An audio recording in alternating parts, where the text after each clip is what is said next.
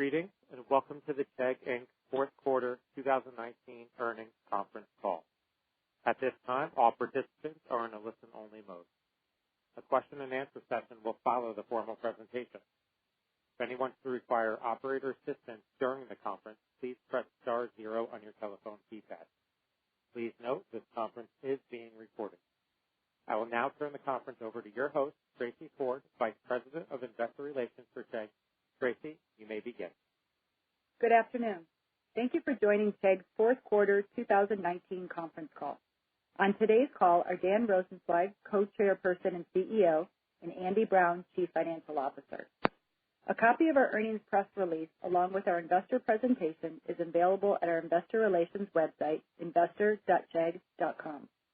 A replay of this call will also be available on our website. We routinely post information on our website and intend to make important announcements on our Media Center website at chegg.com/mediacenter. We also encourage you to make use of these resources. Before we begin, I would like to point out that during the course of this call, we will make forward-looking statements regarding future events, including the future financial and operating performance of the company. These forward-looking statements are subject to material risks and uncertainties that could cause actual results to differ materially from those in the forward-looking statements. We caution you to consider these important factors that could cause actual results to differ materially from those in the forward-looking statements.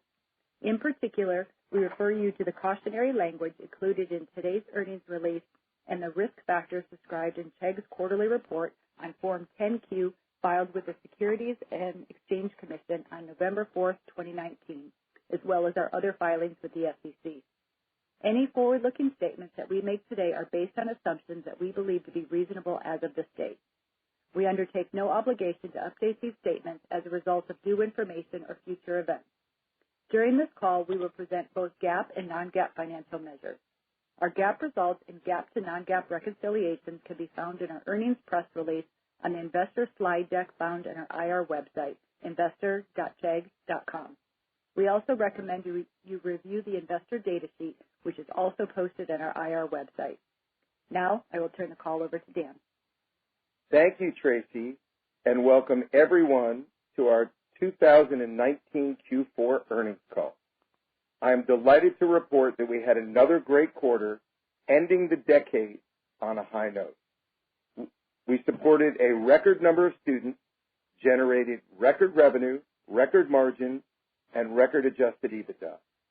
I am incredibly proud of all the work our team has done to serve the needs of students, and it's clearly paying off, as you will see when Andy walks you through the numbers. Our 2019 priorities were to deliver our financial goals and continue to provide services that create overwhelming value for learners, to expand the subjects we cover and the modalities and formats of content we offer, including coverage of other countries, and to continue to invest in opportunities that leverage the strength of our brand, reach, and customer base, and provide opportunities for meaningful growth in future years. Our team executed brilliantly across our priorities and exceeded all of our objectives. For the full year, we achieved 5.7 million paying customers. Chegg subscribers grew 29% year over year, reaching a record 3.9 million, resulting in 28% net revenue growth. Throughout the year, we continued to invest in academic content and services so students could learn their course material. At the same time, we expanded into our biggest growth categories, or one of the biggest growth categories in the industry, skills-based training for workforce development. By offering more services to students at every stage of their learning journey, we believe we are well positioned to help students get the education and the skills needed to compete in the global economy over the length of their careers. As our platform expands, serving the increased needs of students, we have also been able to improve our competitive moat. And through personalization, we are entering new growth vectors for our existing assets. 2019 was a big year, particularly for engagement. We averaged over 15 million unique visitors each month, serving 2.2 million pages of content through just Chegg Study alone each day, totaling an incredible 810 million content views for the year. We believe this reflects just how essential Chegg has become in the minds of students. As learners are increasingly more diverse, older, and come from various socioeconomic backgrounds, the number of people that need learning support, both academically and professionally, continues to increase. And the types of support they need also evolve, as many are working full-time, raising families, and juggling multiple priorities, all while pursuing their education. So we continue to invest in services that will meet them where they are and when they need it, whether that's through 24/7 live human help or with offerings like Chegg Study Pack. As a reminder, the Chegg Study Pack is being rolled out in stages over the course of 2020.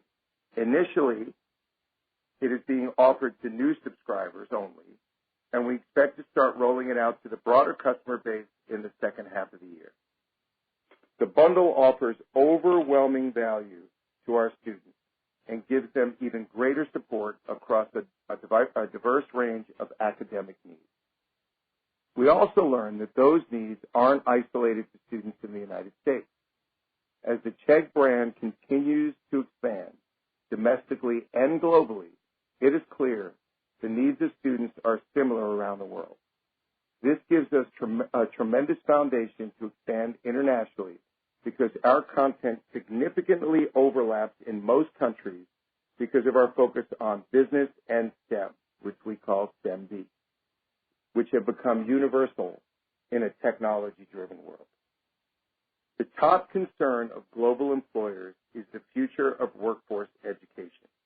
Across the board, there is consensus that more people will need to learn more things more often throughout their career, and what they need to learn is evolving as we see continuous advancements in technology.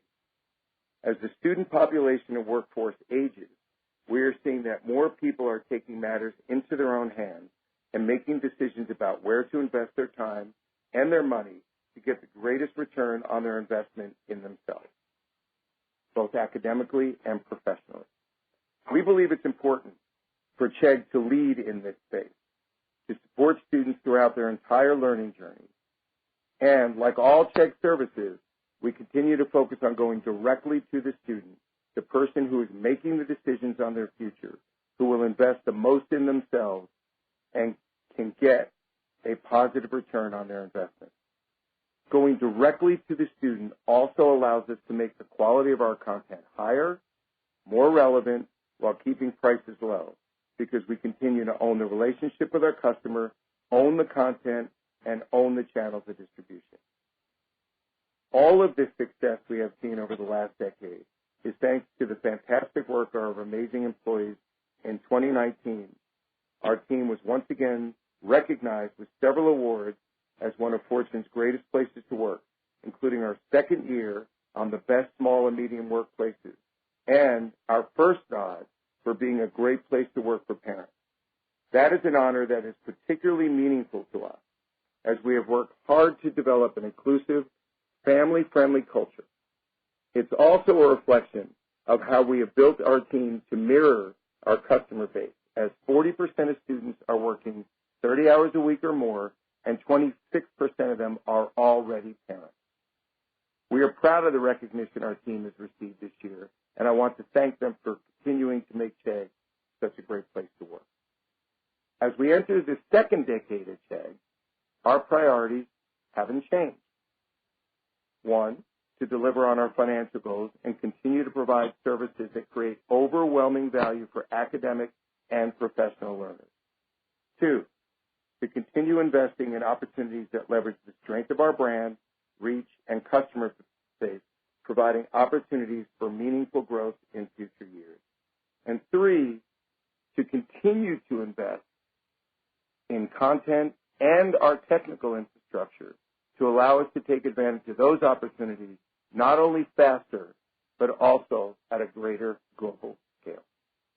I would like to take a moment to thank all of you who have been on this journey with us, whether for a few months or for many years. And I want to thank the incredible Chegg family who have worked relentlessly over the last decade to put students first. It's their passion and commitment to our mission that will fuel us over the next decade and beyond. And with that, I will turn it over to Andy. Andy? Thanks, Dan, and good afternoon, everyone. Today, I will discuss our financial performance for the fourth quarter and full year 2019, as well as our increased outlook for 2020. 2019 was another great year for Chegg. We exceeded all of our financial targets and key operating metrics, made significant investments in our existing services, expanded our offerings organically and through acquisition, and strengthened our balance sheet with a very well-received convertible debt offering early in the year.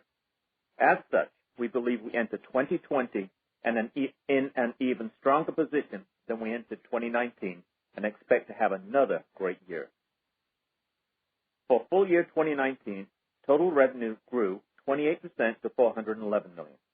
This was driven by subscriber growth of 29%, resulting in Chegg Services revenue of $332 million, an increase of $78 million year over year. This strong top-line growth drove gross margin to 78%, up 300 basis points from 2018. This resulted in adjusted EBITDA margin of 30% or $125 million, up 50% year over year, demonstrating the continued leverage of our subscription services model at scale. We ended the year on a high note, with Q4 revenue growing 31% to $126 million, with Chegg Services growing to $107 million, marking the first quarter Chegg Services revenue has exceeded $100 million. This was driven by continued strong growth in our subscription services, demonstrated by 32% subscriber growth, which was partially offset by headwinds in the industry-wide programmatic advertising rate, which impacted ad revenue for our Chegg Writing service, which has already been incorporated into our 2020 guidance. The strong subscription services growth drove gross margin to 79% and resulted in adjusted EBITDA of $47 million, both exceeding our expectations. Looking at the balance sheet, we ended the year with cash and investments of $1.1 billion, more than double the balance we had at the end of 2018. This is a result of proceeds from the convertible debt offering we completed in Q2 and improved operating cash flow. Free cash flow from 2019 came in at the higher end of our expectations at $71 million, or 57% of adjusted EBITDA. We believe the strength of our balance sheet and our operating model are the strongest in the education industry. 2020 is off to a good start, and we are increasing our total revenue and adjusted EBITDA guidance. We continue to see leverage in the model, all while increasing investments, such as the technology platform to support future growth initiatives that Dan talked about earlier. As such, we expect total revenue to be between $522 and $527 million, or approximately 27% growth at the midpoint of the range, with Chegg Services revenue between $435 and $437 million. Gross margin to be between 71 and 72%, adjusted EBITDA to be between $162 and $164 million, or over a 30% increase year over year. CapEx to be between $105 and $115 million, which includes approximately $50 million of net textbook purchases as we move to our new partner FedEx. As a reminder, approximately 80% of our non-textbook library CapEx is for content development, which includes, among other things, investments in future growth areas such as localized content for our international subscribers, expanding into assessments and practice tests, and accelerating course development for our skills-based offering. And finally, as a result of the initial investment in textbooks, we expect adjusted EBITDA to free cash flow conversion to be between 40 and 50%. We expect it will return to the 50 to 60% range in 2021, post this transitional year. Moving to Q1 2020, we expect total revenue to be between $122 and $125 million, with Chegg Services between $99 and $100 million. Gross margin between 67 and 68%, and adjusted EBITDA between $27.5 and $28.5 million. In closing, 2019 was another great year for Chegg. Our team executed at a high level, and we positioned ourselves for continued success in 2020. As the education industry is undergoing significant disruption, it has become increasingly clear that Chegg's model of putting the student first and going direct to the student is the envy of the education landscape. It is an exciting time at Chegg, and we are glad you are with us for the journey. With that, I'll turn the call over to the operator for your questions. Thank you. At this time, we will be conducting a question and answer session. If you would like to ask a question, please press star 1 on your telephone keypad. A confirmation tone will indicate your line is in the question queue. You may press star 2 if you would like to remove your question from the queue. For participants using speaker equipment, it may be necessary to pick up your handset before pressing the star keys. One moment, please, while we poll for questions.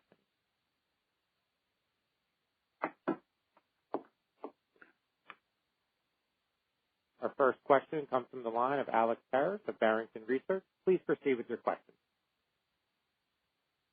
Good afternoon. This is Chris Howe sitting in for Alex Harris.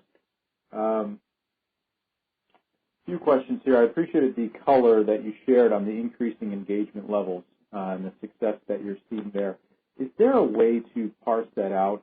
You talked about the global opportunity that's out there for the company. Is there a way to view it globally versus domestically and the different trends that you're seeing as far as user engagement? Hi, Chris. This is Dan. So the answer is we are able to view it. And what has been remarkable for us in such a great way is the user behavior. Now, remember, it's early in the growth, but it's becoming really good. Is the trends seem to be the same. And what I mean by that is based on what we can tell, the only thing that's really significantly different is the international growth rate is higher than the domestic growth rate because it's on a much, much, much smaller base. But engagement, renewals, cost of customer acquisition, the way we do it in the countries that we're seeing traction in has been almost identical. And that's why we put in our prepared remarks the fact that we are essentially seeing the same behavior. Now, maybe it's because where we're seeing the fastest growth earliest is English-speaking countries.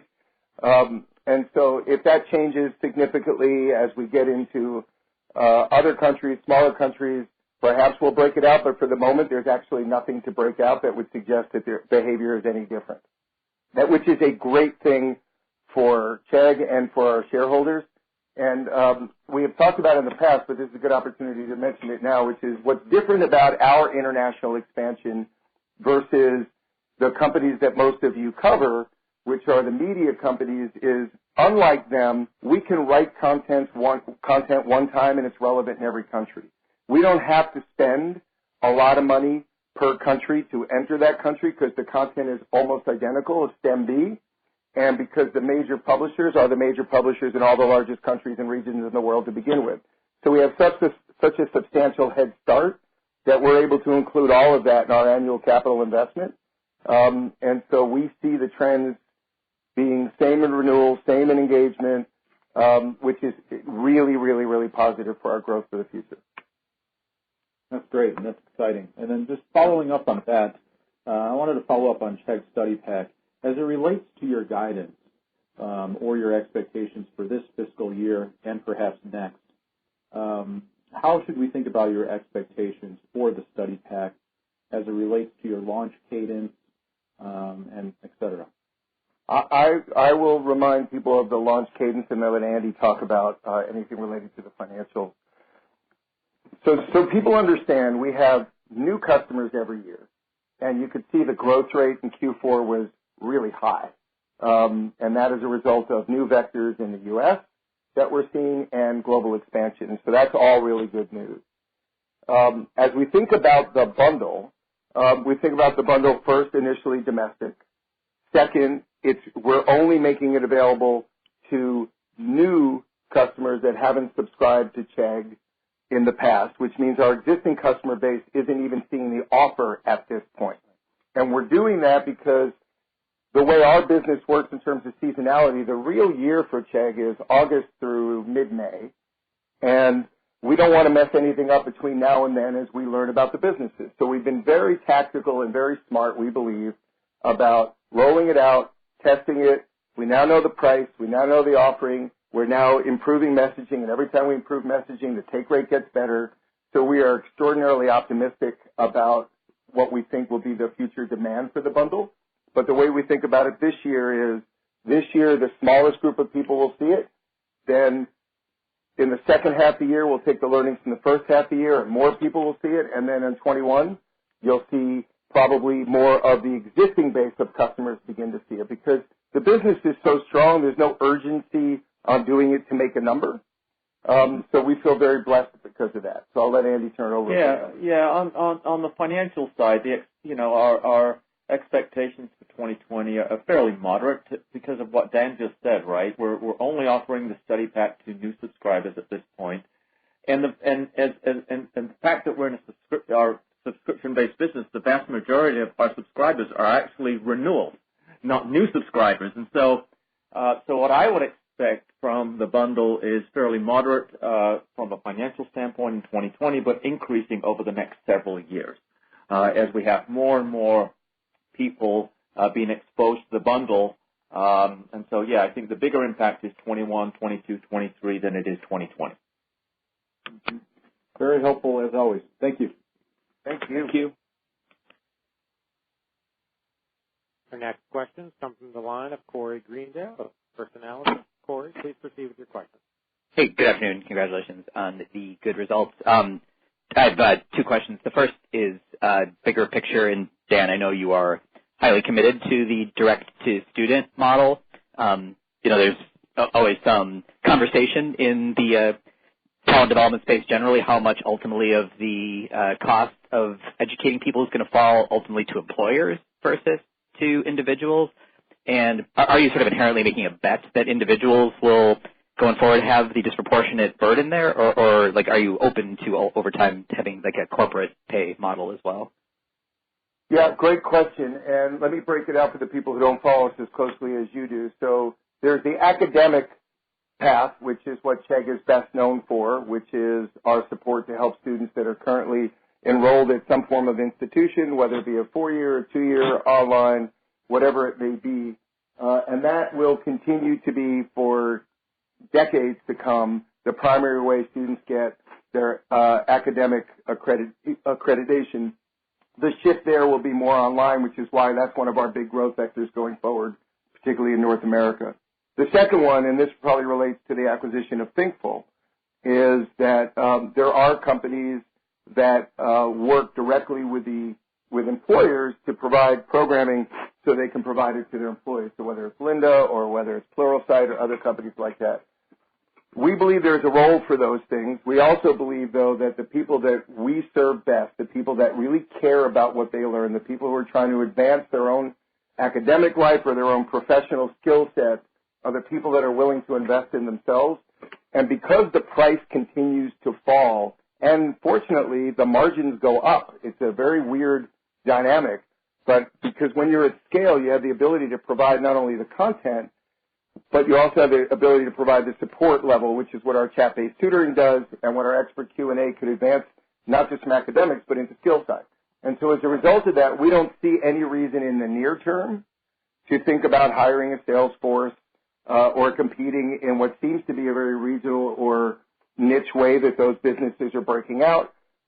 We think if we go directly to employees and directly to students and directly to our current customer base, that the road ahead is really, really, really big. And it just seems that everybody who's chosen the B2B market is reimagining how their business model has to work, and we're seeing extended growth, extended high margins. So we do have a bias towards the better business model and to the students that are willing to raise their hands by themselves. Very helpful, thank you. And then my follow-up, I think, is for Andy, which is maybe for those of us who come more from the human capital tech and the education perspective and the media perspective. Can you just give us a sentence or two on the the programmatic advertising trend you mentioned, and is that purely a revenue impact, or does that impact your cost of customer acquisition? If you could just follow up on that. Thank you. Yeah, this would be more Dan, because I've had the good and then misfortune of being in the advertising business most of my career. I think you saw a little bit in the Facebook results and other things, which is it really doesn't affect Chegg much at all. It's not a particularly big part of our business. The reason it affected us in Q4 a little bit was because, as you know, there are laws changing. There's California laws that are changing. And Google is changing the way it uses cookies and other things. And that started a little bit more in Q4, earlier in Q4 than we had anticipated. But it's fully through our guidance for 20, so we don't expect any hiccups in that. But what it really means is that targeted ads, the revenue per whatever you want to call it, whether it's revenue per search or whether revenue per unit shown, will not see increases in the near future until technology sort of invents its way around these new policies. And so it's not a matter of volume. It's just a matter of what you're able to charge per ad. And when you do programmatic advertising, it's a bidded format, and it comes from third parties. And because those cookie stuff is not available anymore, the value just goes down a little bit. And it just happened a quarter or so earlier than we expected because the laws really didn't change until January 1st.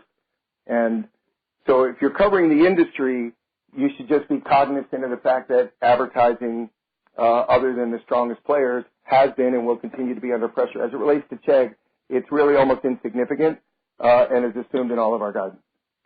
Very helpful. Thank you. You bet.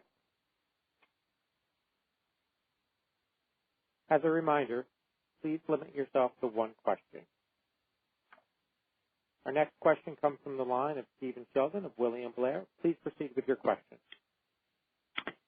Hi, thanks. Wanted to ask about efforts to reduce account sharing. How much of a focus will that be this year, and could efforts there maybe have a bigger boost to subscriber growth relative to what it has been in the past? There's a lot of attention paid to it. Every subscription company should and has to pay attention to it. And, it breaks out into a bunch of different camps, and nobody really wants to get the full education of what companies like ours have to go to on a call like this. But suffice it to say, there's account fraud, there's account stealing, but the one you're talking about is account sharing. And we, Chegg, historically have not focused that much on it until sort of the end of last year and have made a primary focus on it this year. The way we think about it is we have students that have been with us for a long time, and they will eventually roll off because they'll finish using school, and hopefully they'll move over to Thinkful and other services that we plan to have. But as they roll off, what we're really focused on now is how to focus on new customers coming in, which makes it more difficult for them to share an account. And so you won't see the impact as significantly as you would if we just decided to do it to all accounts all at the same time. I sort of feel like that may be too jarring for our long-term vision of how we treat students. But you can see over the next couple of years, two things that will make a really positive impact in our business, our belief is the bundle, right, which is a significantly higher ARPU per customer with no additional cost to Chegg. And then second is the fact that as we get into focusing on the device rather than the account, then we will be able to reduce future account sharing of new customers that come on. So yes, it will have a positive impact over time in our business, but everything that we plan to have a positive impact for in a given year is always in our guidance. Great. Thank you. Our next question comes from the line of Mike Grondal of Northland Securities. Please proceed with your question. Yeah, thanks, guys, and congratulations. My question is just on the bundle. Can you explain again why you're waiting to the second half of 20 to kind of roll that out to your broader customer base? Yeah, it's just an abundance of caution, to be honest with you. It's nothing more than that. So because the business is going extraordinarily well, just look at the Q4 growth rate of over 30% of subscriber growth. I think That probably surprised a few people because I think people are just underestimating that we still have significant growth not only in North America, but globally. And so the abundance of caution is, the difference is when you are a new subscriber, you come in through the desktop or a notebook and you sign up and we have an opportunity to present it to you. When you're an existing subscriber, you automatically renew. And so interfering with that relationship and forcing a student to take an action, from our perspective, is maybe more disruptive than we want to experience over the course of a quarter where we add, where we're adding close to 1 million new subscribers a year. So we don't want to mess up anything in the multi-million current subscribers. So it really is just an abundance of caution about how to execute on it, because the difference is one comes in and signs up and you can present it, and the other is auto-renew, and you have to communicate with that person, let that person know, have them make a decision. The beauty of Chegg's business is every year we have people go off and new people come in. So over time, 100% of the people will see it. It's just a matter of who sees it when. Got it. Thank you. You bet. Thanks, Mike. Our next question comes from the line of Ryan McDonald of Needham & Company. Please proceed with your question. Thanks for taking my question. Just wanted to talk about Thinkful for a minute. I know it's obviously the first quarter since you made the acquisition and integrated into the business, or just still doing that process. Can you talk about what the contribution was, though, during fourth quarter in terms of revenue and subscribers, and how should we start to think about that for 2020 as well? Thanks. Yeah, so first thing is, Ryan, we don't break out our businesses, right? So that's one of the things, we look at ourselves as a platform, and at some point in time, Thinkful, likely will be more integrated onto the platform. But when you look at the financial contributions, certainly for the first 6 months, so that's October really through kind of like the middle of this year, it's fairly muted because under acquisition accounting, we're not allowed to, a lot of the deferred revenue goes away. But when you look at the operating metrics that we've seen certainly through the first 90 or 100 days, it's basically that's right on what we expected. And there's really not a lot that surprises us with respect to that business. So we're super happy, and we expect it'll be a significant contributor for many years.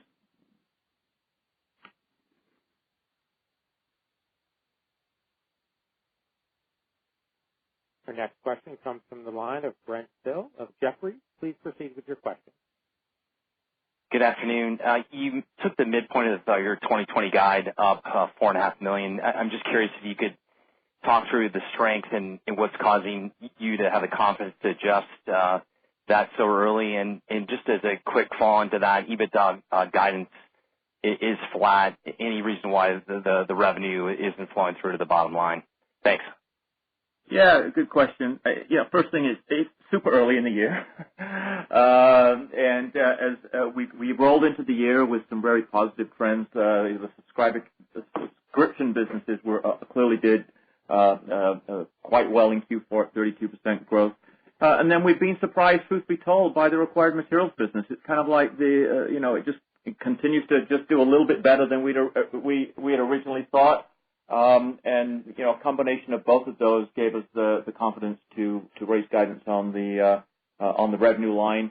And as far as adjusted EBITDA, once again, early in the year, and we're confident with our guidance. Yeah, and it's up slightly. Yeah.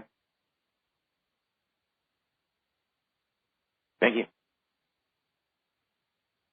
Our next question comes from the line of Doug Anmuth of J.P. Morgan. Please proceed with your question.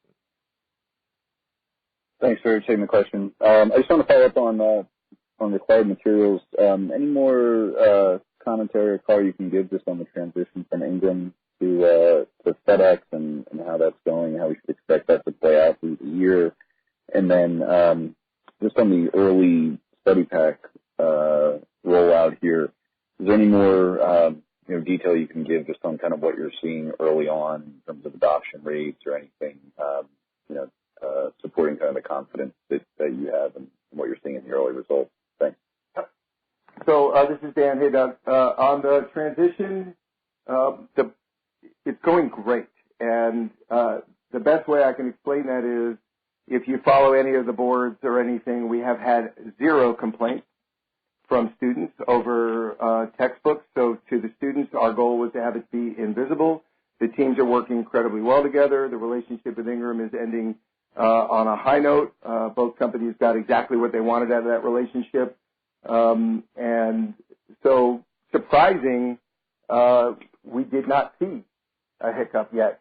Now, fortunately, we're mostly through, we're better than 90% through the textbook rush. So I would say that it's as good as it could be, and it was great.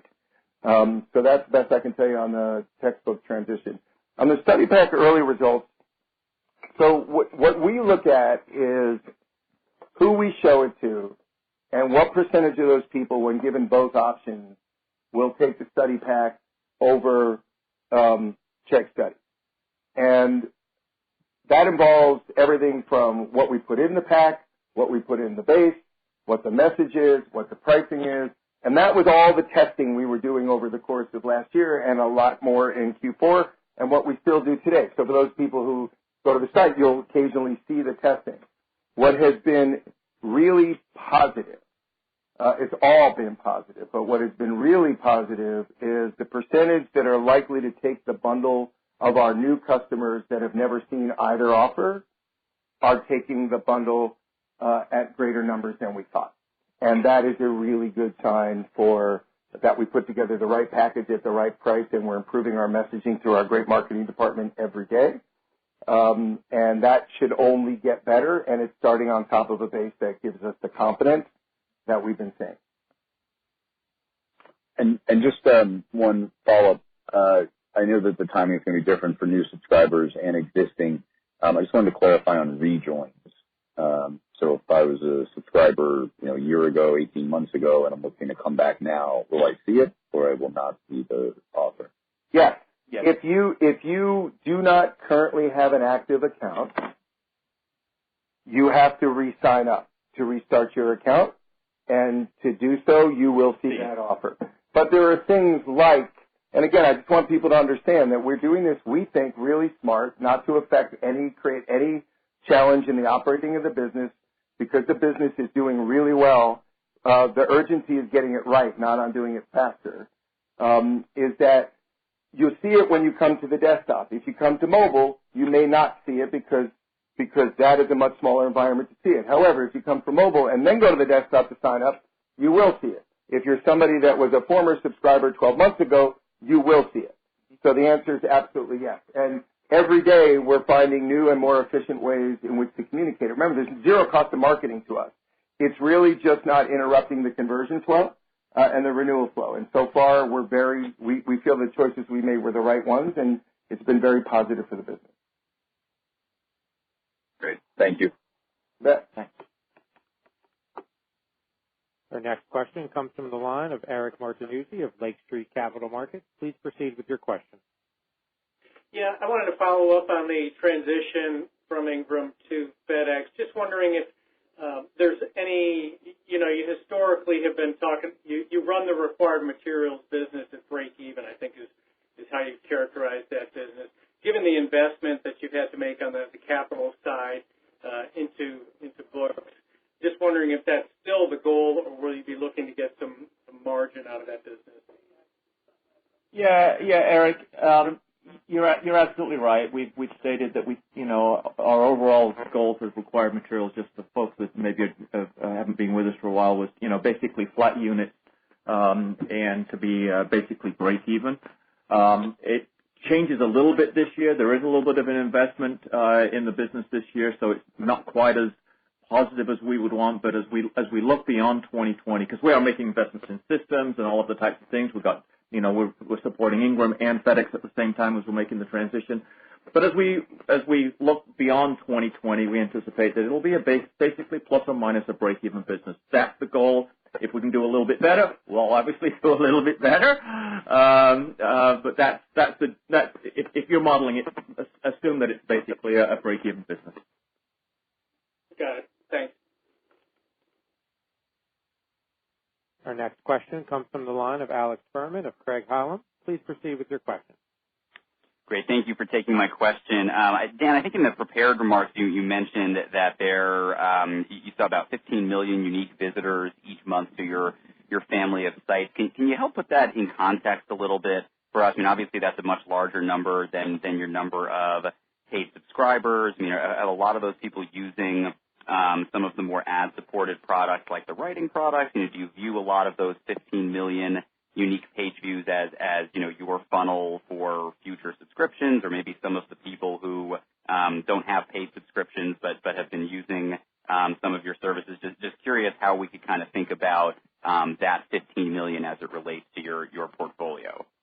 Yep. Good question. And so each thing is actually part of our strategy. So when we acquired our writing tools product, it was an ad-only business, and now in the next year or two, it's likely to be 50-50 ad business and subscription business. So we built a subscription business out of nothing that has the incredibly high margins that you see with Chegg Study, and that's been a great business decision and execution.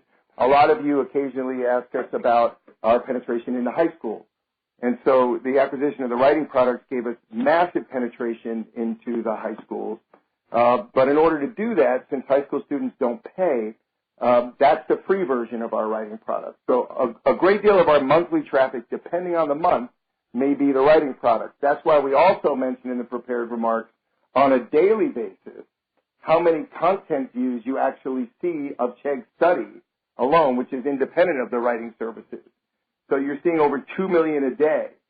So the point being that we have funnels, to your point, and funnels, the writing funnel does three things. Ad revenue, driving into subscription, and then also helps us improve our required materials business because we're able to get high school students to become Chegg customers earlier in their college career. And it's been spectacular, a great acquisition, and continues to grow beautifully. And then with our paid products, obviously the goal is to get people to subscribe more. We grew 32% or so in Q4, which is great on top of a very large base, and the base is getting much larger. No one else in the education space has anything even close to the number of customers. No colleges. We educate more people than the entire state of California does, just to give you an example of how big Chegg is becoming, and yet our growth rates continue to do really well. So when you're in the homework help season, an overwhelming percentage of the visitors are likely going to be people who are acting and using Chegg Study. So it depends on the time of the year, what the composition of the 15 million a month is, but that's the average on the given month. But it's been really, really, really good. And we wanted to give people a sense of our size because I think people they don't spend a lot of time in the education space, just don't realize how big this market is and how big it's going to get globally for Chegg. That's really helpful. Thank you. Yep. Our next question comes from the line of Brett Knobloch of Berenberg Capital Markets. Please proceed with your question. Hi, guys. Thanks for taking my question. First one on Thinkful. Could you maybe outline the growth strategy there? Is there maybe a number of courses you plan on offering, new courses you plan on offering each year, and then maybe the average cost going into one of those courses?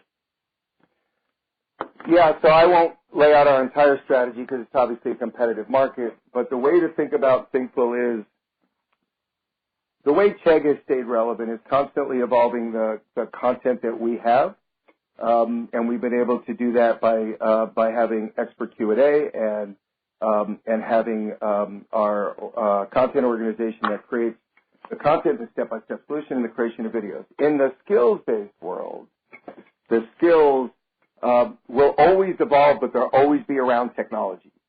So what was hot 4 or 5 years ago isn't hot now. The cost to actually create the curriculum is not very much.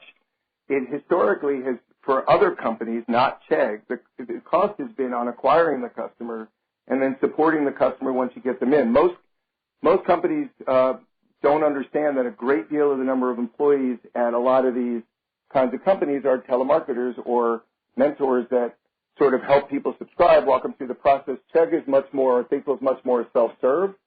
So our cost of customer acquisition is less, and our cost to support the student is much less, but the quality is much more immediate, much better. And that's what our expert Q&A and chat-based solutions that were in the academic side are going to do on the skill side. So you're going to see us go deeper into the ones that are doing very well right now, and they're nowhere near the end of their runway. And we're constantly going to update and add deeper into verticals and wider into new categories as technology continues to evolve. So we just get to follow the industry, and we're very fortunate that we live out here, so we have a pretty good sense of where it's going, given the fact that, we're in the middle of where Cisco and Adobe and Microsoft and Google and all those people are. And they want us to educate people on how to use their products and services because it helps them sell it into business. So that's the best way I can describe it. But, we've had it for just a few months, and right now we're really satisfied with the curriculum they have. All right, thank you. Our next question comes from the line of Josh Baer of Morgan Stanley. Please proceed with your question. Thanks for the question. Dan, you mentioned new vectors for subscriber growth, and we already talked a little bit about international. So I was wondering if you could touch on domestic vectors, whether it's online or also the not-for-profit schools, community college. Any sense for the size of those incremental opportunities and how you're addressing them? Yes. Obviously, we spend a lot of time studying that space, and of the many fortunate decisions that we made, one of them was to add Paul LeBlanc, who's the president of Southern New Hampshire University, to our board. And Southern New Hampshire runs the largest not-for-profit online university. So we have very good insight into the growth rates of that market. So I think what many folks don't understand is the makeup of what is a student in today's world. We're used to 18 to 22, 4-year colleges, 2-year colleges. That is not America. Overwhelmingly, if students graduate at all, it takes them 6 years or longer. That the age is over 25. They often have children, which makes online a really wonderful opportunity because they don't have to leave either their child or their job. And so you're seeing phenomenal growth in older people going back, mostly women with children, overwhelmingly, and veterans. And so that vector in and of itself has probably crossed over 1 million students in that category that don't often even get counted when you look at the students going into colleges.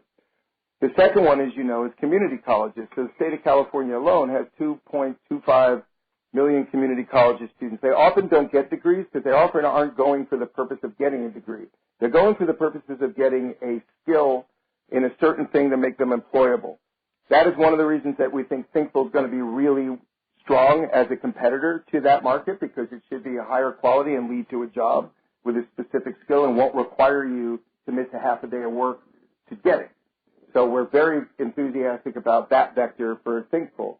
But the other one is we really have not focused until this point of creating curriculum that is specifically for states that have large community college organizations. So whether it's New York or whether it's Illinois or whether it's Texas or whether it's California, nobody has really focused on supporting them. And because there's very little word of mouth, like there are in residential institutions, we just haven't spent a lot of time on it until now. So those are two very large growth vectors for Chegg North America. Great, thank you. You bet. Our final question comes from the line of Henry Tien of BMO Capital Markets. Please proceed with your question. Hey, good afternoon. Just to sort of follow up to the last question, strategically, in terms of the cash in your balance sheet, just wondering if you could apply that, strategic vectors of how you're looking and if so, what potential you might be doing for M&A using your cash balance. I will start and let Andy finish because he and Tracy have sort of been the master of creating a balance sheet, which we believe is the strongest in the entire education sector. And if you actually look at what's going on in the education sector now, other than the for-profit colleges, given the fact that most of the companies in the public space are selling themselves or parts of themselves or going private, it's possible that by the end of the year, it'll be Chegg and Pearson might be the two that are left, given what's going on in the industry. That has created the opportunity that we had always hoped for, which is as a company who is growing very fast, who has great EBITDA margins and great conversion of EBITDA to free cash flow. We haven't talked about free cash flow on this call, but as Andy mentioned, it's going to be going back to 50% of all EBITDA by 21, which is very fast. Move back after we buy the textbooks. We have an incredibly strong balance sheet. What we have been, and I think you guys have appreciated, is we've been very patient, which is we want assets that we can accelerate their growth, that can leverage our brand, leverage our reach, leverage our data, leverage our commerce platform, leverage our subscription platform, that we can accelerate its growth, and where we could make it much more profitable than it would have been on its own. What we're seeing is an avalanche of private companies and public companies who are now having to decide whether or not to change their business models or to do some other form of transaction. And we're seeing smaller startups who are recognizing that there aren't many outlets for them if they're not going to go public other than Chegg. So we are being very diligent that they must pass all those vectors. Can it grow greater than 30% a year? Can it have very high EBITDA margins? Will that EBITDA convert into free cash flow? Can our brand, our reach, accelerate its growth and lower its costs greater than it could on its own? And most importantly, will it solve a big student problem? It's got to be big enough to matter. It's got to be a problem students are grateful that Chegg has to offer. That has been our strategy, and that's the one. That's why Thinkful fit all of those categories. So I think we're just going to be smart and patient, and not be in a rush to make a decision simply because something is up for sale. Yeah, I think Dan nailed it. We put ourselves in a position to win. It's really that simple. That's why we raised the capital we raised, but we're patient buyers. And you know what we've seen, truth be told, it's certainly in the private marketplace, valuations still seem to be extraordinarily high. But if an asset comes along that meets all of the requirements Dan said at the right price, we're in a position to be able to take advantage of that. Got it. That's great. Thanks so much. Thank you. We have reached the end of the question and answer session. I will now turn the call back over to CEO Dan Rosensweig for any closing remarks. Thank you, everybody. As our team enters our second decade at Chegg, which is really remarkable, we want to take a moment to reflect on the incredible journey we've been on over the past 10 years. We've expanded from the beloved textbook rental business that we talked about today to become a powerful online, on-demand education platform that students on their path from learning to earning, that helps students on their path from learning to earning.